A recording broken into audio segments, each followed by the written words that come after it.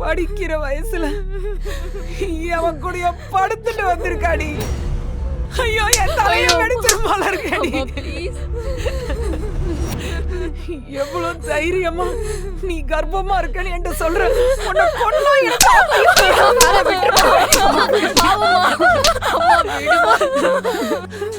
படிக்கிற வயசாடி சின்ன புள்ளன்னு தாண்டி நான் நினைச்சு வளர்த்தேன்.